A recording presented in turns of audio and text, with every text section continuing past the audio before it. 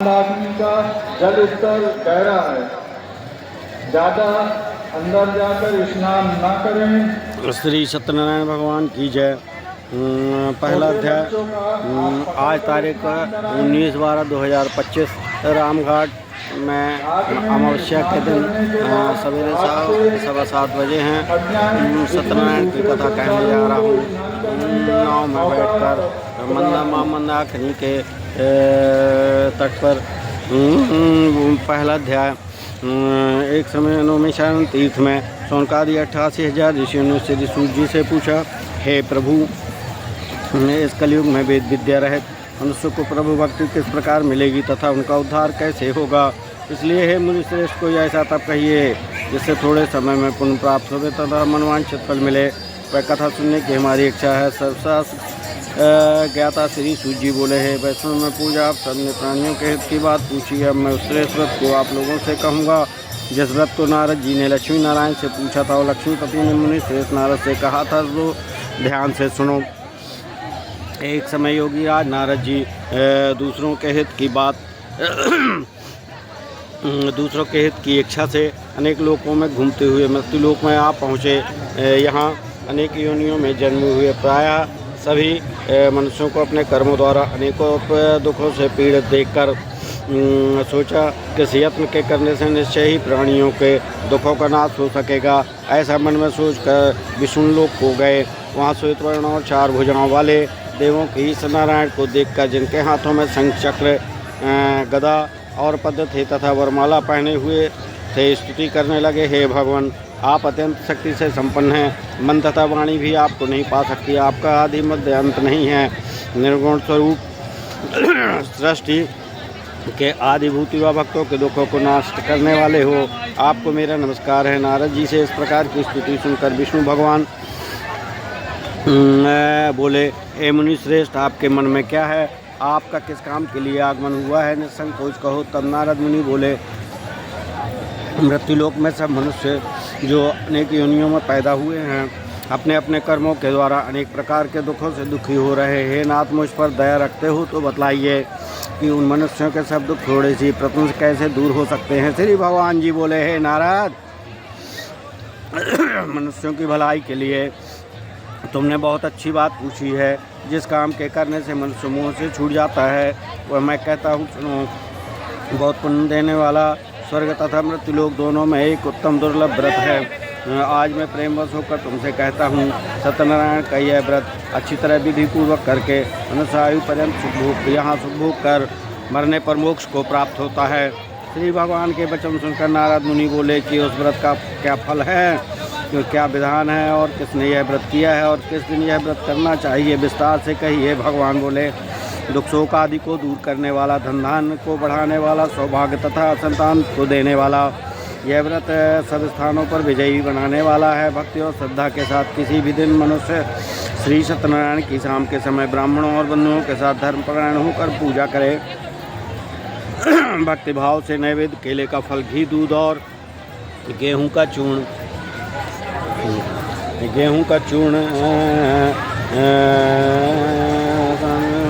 पूजा करे। भक्तिभाव से नैवेद्य, केले का फल, घी, दूध और गेहूं का चूर्ण सवाया लेवे। गेहूं के अभाव में साठी का चूर्ण, शक्कर तथा गुड़ ले और सब भक्षण योग्य पदार्थ जमा करा के भगवान को अर्पण कर देवे तथा बंधुओं सहित ब्राह्मणों को भोजन करावे। तत्पश्चात स्वयं भोजन करे। नृत्य गीत आदि का आचरण कर सत्यनारायण भगवान का स्मरण करता हुआ समय व्यतीत करे। इस तरह व्रत करने पर मनुष्यों की इच्छा पूरी होती है। विशेषकर कलिकाल में भूमि पर यही मोक्ष का उपाय है। इति श्री सत्यनारायण व्रत कथायाम दूसरा अध्याय समाप्तम। तीसरा अध्याय। सूर्य जी बोले, हे ऋषियों, पहले जिसने इस व्रत को किया है, अब उसके दूसरे जन्म की कथा कहता हूँ। इतिहास कहता हूँ, ध्यान से सुनो। सुंदर काशीपुरी नगरी में एक अत्यंत निर्धन ब्राह्मण रहता था। वह भूख और प्यास से बेचैन हुआ नित्य पृथ्वी पर घूमता था। ब्राह्मणों से प्रेम करने वाले भगवान ने ब्राह्मण को दुखी देखकर बूढ़े ब्राह्मण का रूप धारण कर उसके पास जा आदर के साथ पूछा, हे विप्र, नित्य दुखी हुआ पृथ्वी पर क्यों घूमता है? हे श्रेष्ठ ब्राह्मण, यह सब मुझसे कहो, मैं सुनना चाहता हूँ। ब्राह्मण बोला, मैं निर्धन ब्राह्मण भिक्षा के लिए पृथ्वी पर फिरता हूँ। हे भगवान, यदि आप इसका उपाय जानते हो तो कृपा कर कहो। वृद्ध ब्राह्मण बोला कि सत्यनारायण भगवान मनवांछित देने वाले, मनवांछित फल देने वाले हैं, इसलिए हे ब्राह्मण तो उसका पूजन कर, जिसके करने से मनुष्य सब दुखों से मुक्त होता है। ब्राह्मण को व्रत का सारा विधान बतलाकर बूढ़े ब्राह्मण का रूप धारण करने वाले सत्यनारायण भगवान अंतर ध्यान हो गए। जिस व्रत को वृद्ध ब्राह्मण ने बतलाया मैं उसको करूँगा, ये निश्चय करने पर उसे रात में नींद भी नहीं आई। वह सवेरे उठ सत्यनारायण के व्रत का निश्चय कर भिक्षा के लिए चला। उस दिन उसको भिक्षा में बहुत सा धन मिला, जिससे बंधु बांधवों के साथ उसने सत्यनारायण का व्रत किया। इसके करने से वह ब्राह्मण सब दुखों से छूटकर अनेक दो प्रकार की संपत्तियों से युक्त हुआ। उस समय से वह ब्राह्मण हर मास व्रत करने लगा। इस तरह सत्यनारायण भगवान के व्रत को जो करेगा वह पापों से छूटकर मोक्ष को प्राप्त होगा, छूट जाएगा। इस तरह नारद जी से नारायण का कहा हुआ यह व्रत मैंने तुमसे कहा है विप्रो। मैं वाकई की कथा और आगे क्या कहूँ।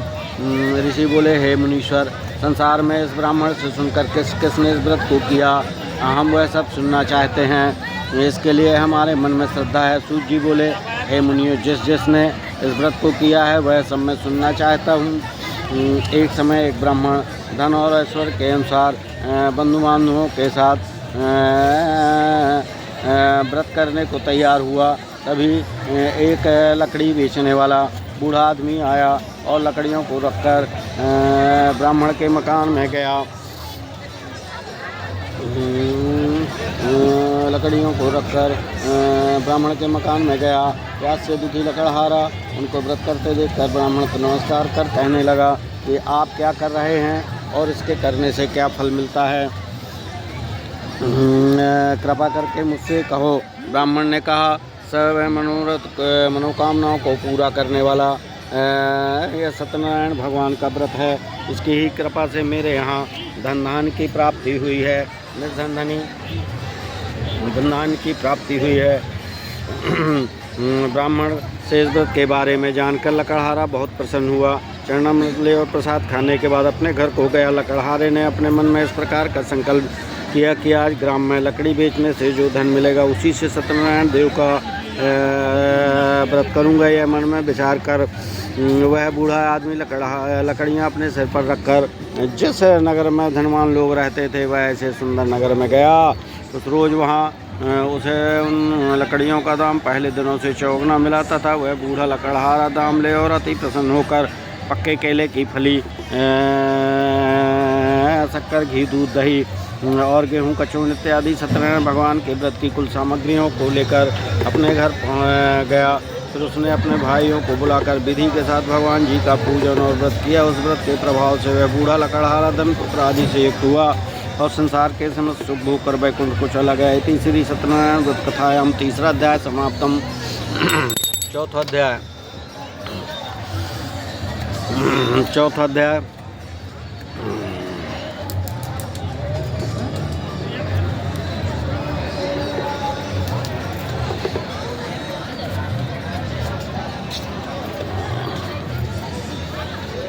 सूत जी बोले, हे श्रेष्ठ मुनियों, अब आगे की कथा कहता हूँ सुनो। पहले समय में उल्कामुख नाम का एक बुद्धिमान राजा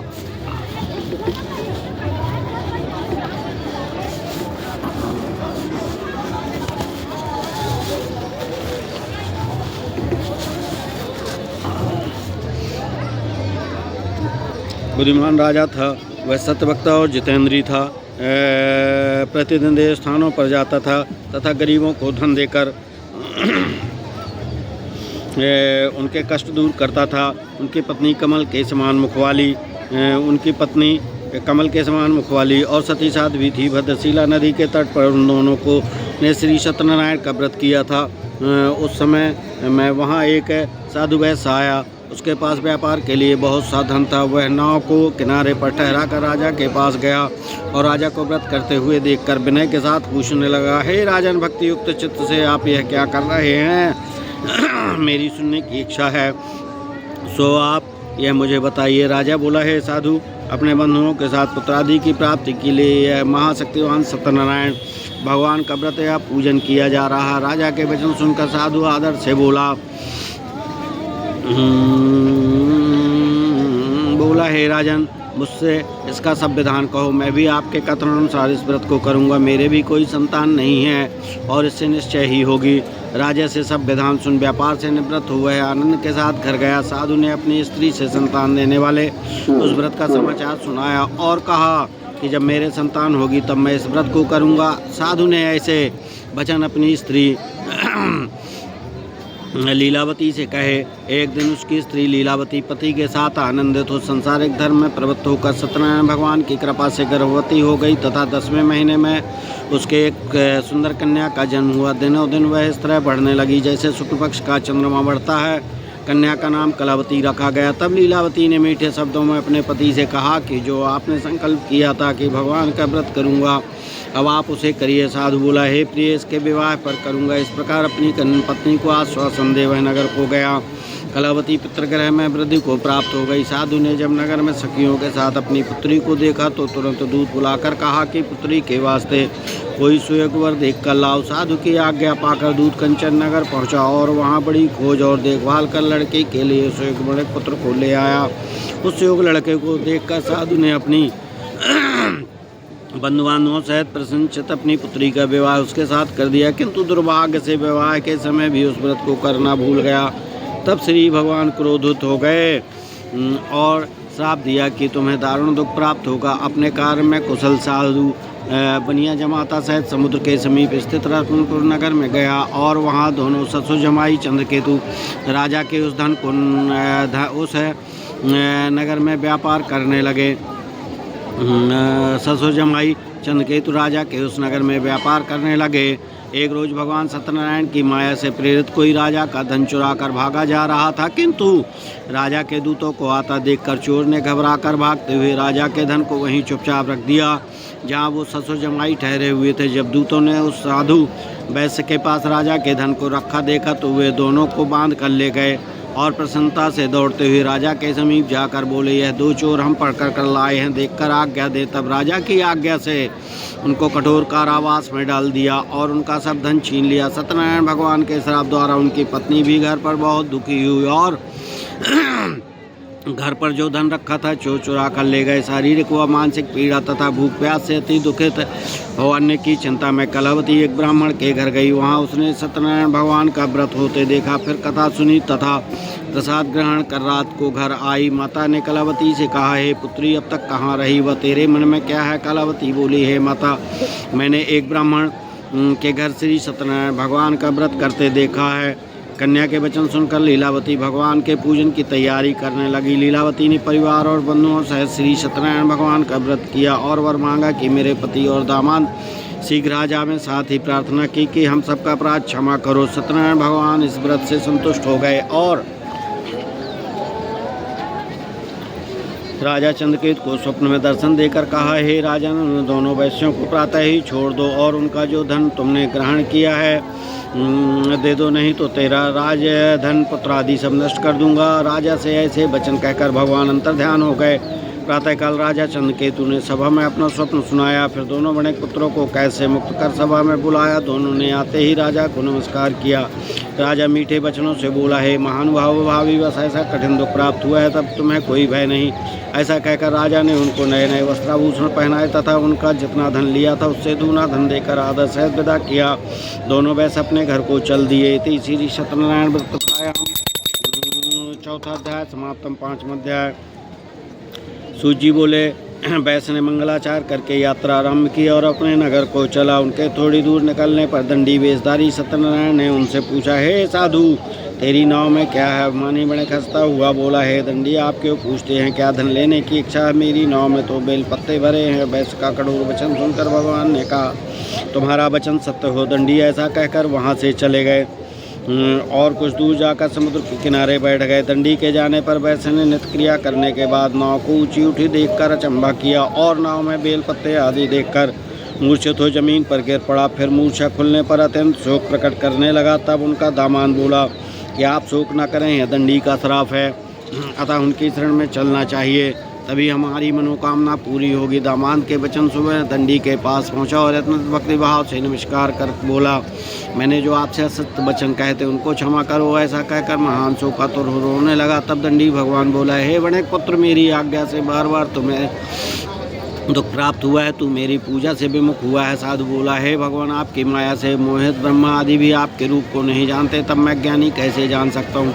आप प्रसन्न होइए, मैं सामर्थ्य के अनुसार आपकी पूजा करूंगा, मेरी रक्षा करो और पहले के समान नौका में धन भर दो। उसके भक्ति युक्त वचन सुनकर भगवान प्रसन्न हो उसकी इच्छा अनुसार वर देकर अंतर ध्यान हो गए। तब उन्होंने नाव पर आकर देखा कि नाव धन से परिपूर्ण है। फिर वह भगवान सत्यनारायण का पूजन कर साथियों सहित अपने नगर को चला। अब अपने नगर के निकट पहुंचा, तब दूत को घर भेजा। दूत ने साधु के घर जा उसकी स्त्री को नमस्कार कर कहा कि साधु अपने दामाद सहित नगर के समीप आ गए। ऐसा वचन सुन साधु की स्त्री ने बड़े हर्ष के साथ सत्यदेव का पूजन कर पुत्री से कहा, मैं अपने पति के दर्शन को जाती हूँ, तू कार्य पूर्ण कर शीघ्र।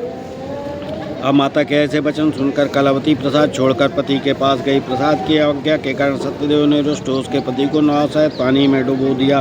कलावती अपने पति को न देखकर रोती हुई जमीन पर गिर गई। इस तरह नौका को डूबा हुआ तथा कन्या को रोता देख साधु दुखित हो बोला, हे प्रभु, मुझसे या मेरे परिवार से जो भूल हुई है उसे क्षमा करो। उसके दीन वचन सुनकर सत्यदेव प्रसन्न हो गए और आकाशवाणी हुई, है साधु, तेरी कन्या मेरे प्रसाद को छोड़कर आई है, इसलिए इसका पति अदृश्य हुआ है। यदि वह प्रसाद घर जाकर प्रसाद खाकर लौटे तो इसे पति अवश्य मिलेगा। ऐसी आकाशवाणी सुनकर कलावती ने घर पहुंचकर प्रसाद खाया, फिर आकर पति के दर्शन किए। तत्पश्चात साधु ने बंधुमानों सहित सत्यदेव का विधि पूर्वक पूजन किया। उस दिन से वह पूर्णिमा को सत्यनारायण का पूजन करने लगा। फिर इस लोक का सुख भोग कर अंत में स्वर्ग लोक हो गया। इति श्री सत्यनारायण व्रत कथायाम चौथा अध्याय समाप्तम। पांचवा अध्याय। सूजी बोले, हे ऋषियों, मैं और भी कथा कहता हूँ, सुनो। प्रजापालन में लीन तुंगध्वज नाम का एक राजा था। उसने भी भगवान का प्रसाद त्याग कर बहुत दुख पाया। एक समय वन में जाकर उन पशुओं को मारकर बड़ के पेड़ के नीचे आया। वहाँ उसने ग्वालों को भक्तिभाव से मानुओं सहित सत्यनारायण जी का पूजन करते देखा। राजा देखकर भी अभिमानवश वहाँ नहीं गया और न नमस्कार ही किया। जब ग्वालों ने भगवान का प्रसाद उसके सामने रखा तो वह प्रसाद को त्याग कर अपनी सुंदर नगरी को चला। वहीं उसने अपना सब कुछ नष्ट पाया तो जान गया कि यह सब भगवान ने किया है। तब वह विश्वास कर ग्वालों के समीप गया और विधि पूर्वक पूजन कर प्रसाद खाया तो सत्यदेव की कृपा से पहले जैसा था वैसा ही हो गया। फिर दीर्घ काल तक सुख भोग कर मरने पर मोक्ष स्वर्गलोक हो गया। जो मनुष्य इस परम दुर्लभ व्रत को करेगा, भगवान की कृपा से उसे धनवान की प्राप्ति होगी। धनवान की प्राप्ति होगी। निर्धन धनी और बंदी बंधन से मुक्त होकर निर्भय हो जाता है। संतानहीनों को संतान प्राप्त होती है तथा सब मनोरथ पूर्ण होकर अंत में वैकुंठ धाम को जाता है। जिन्होंने पहले इस व्रत को किया है उनके दूसरे जन्म की कथा कहता हूँ।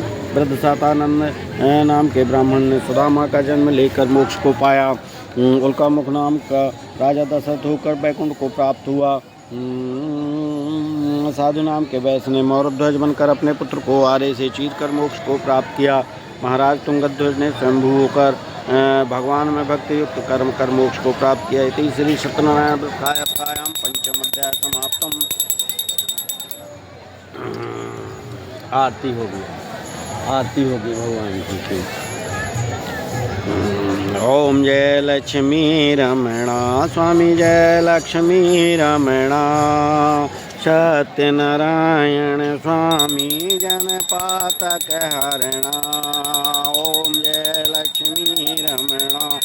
रत्न जड़ित सिंहासन अद्भुत छविराज, स्वामी अद्भुत छविराजे। नारद करत निरंजन, नारद करत निरंजन, घंटा ध्वनि बाजे। ओम जय लक्ष्मी रमणा।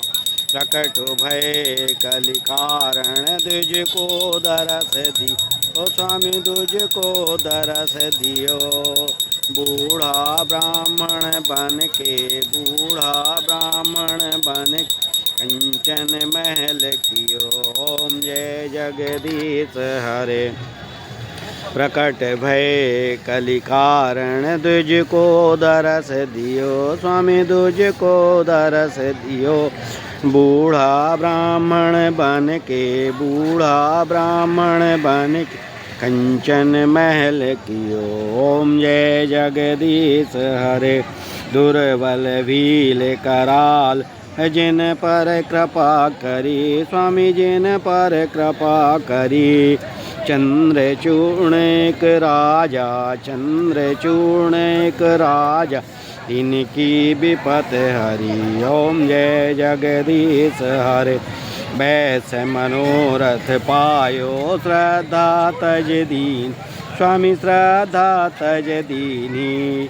सो फल भोग प्रभु जी सो फल भोग प्रभु फिर स्तुति कीनी। ओम जय लक्ष्मी रमणा भाव भक्ति के कारण छिन छिन रूप धर स्वामी छिन छिन रूप धरो। श्रद्धा धारण कीनी श्रद्धा धारण कीनी तिनके काज सरो। ओम जय लक्ष्मी रमणा ग्वाल बाल संग राजा वन में भक्ति करी स्वामी वन में भक्ति करी। मन वांछित फल दीनु मन वांछित फल दीनु दीन दयाल हरि। ओम जय लक्ष्मी रमणा चढ़त प्रसाद सवाया कदली फल मेवा स्वामी कदली फल मेवा। धूप दीप तुलसी से धूप दीप तुलसी से राजे सतदेवा। ओम जय लक्ष्मी रमणा श्री सत्यनारायण स्वामी की आरती जो कोई जन गावे मैया जो कोई जन गावे।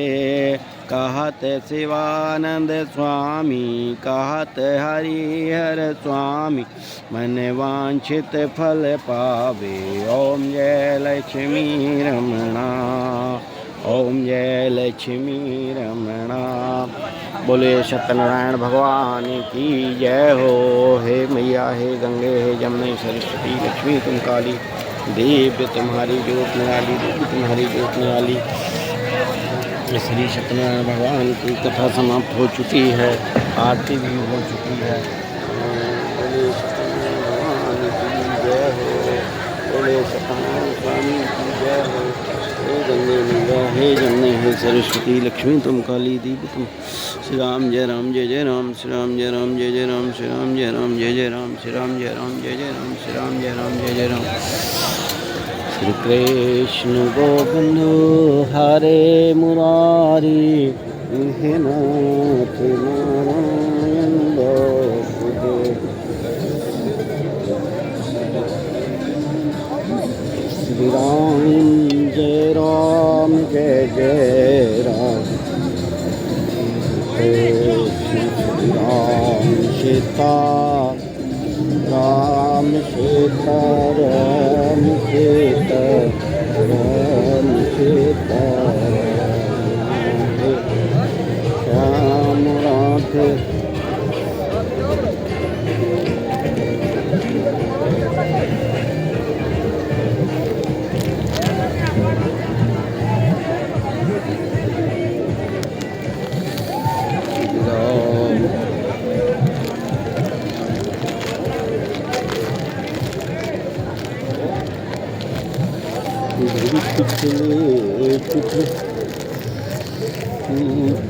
रामा राम को भरत चले चित्र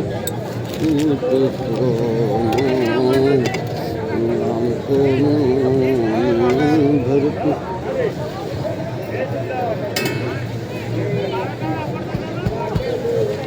भरत चले चित्र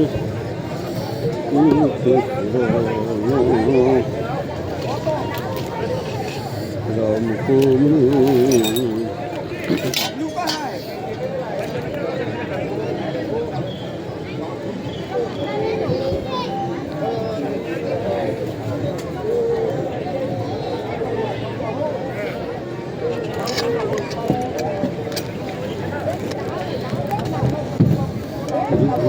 चले चित्र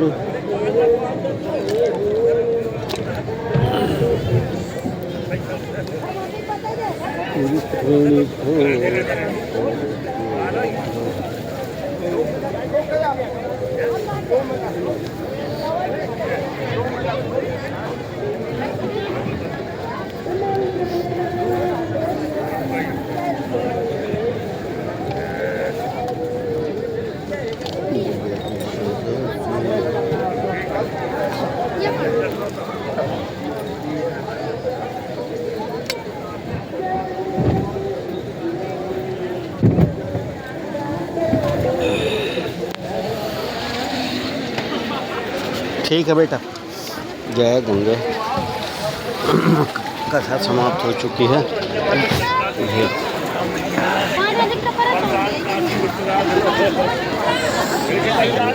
ओम सीता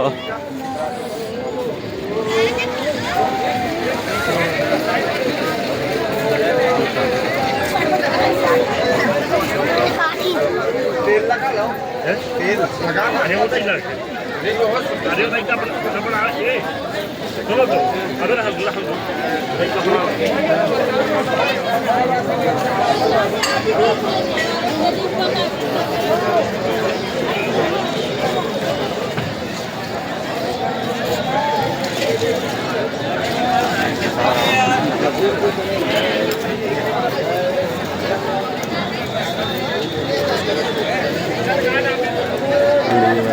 कथा कर रहा है।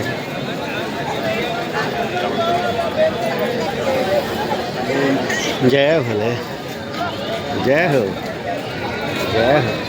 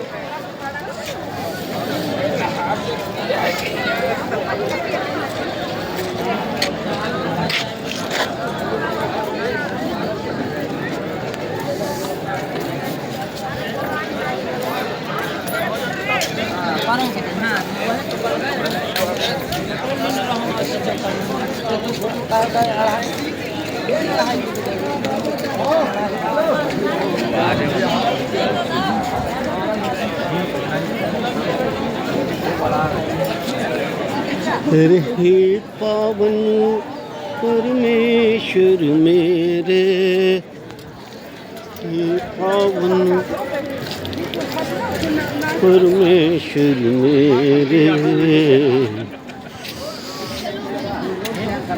मन ही बन मुझको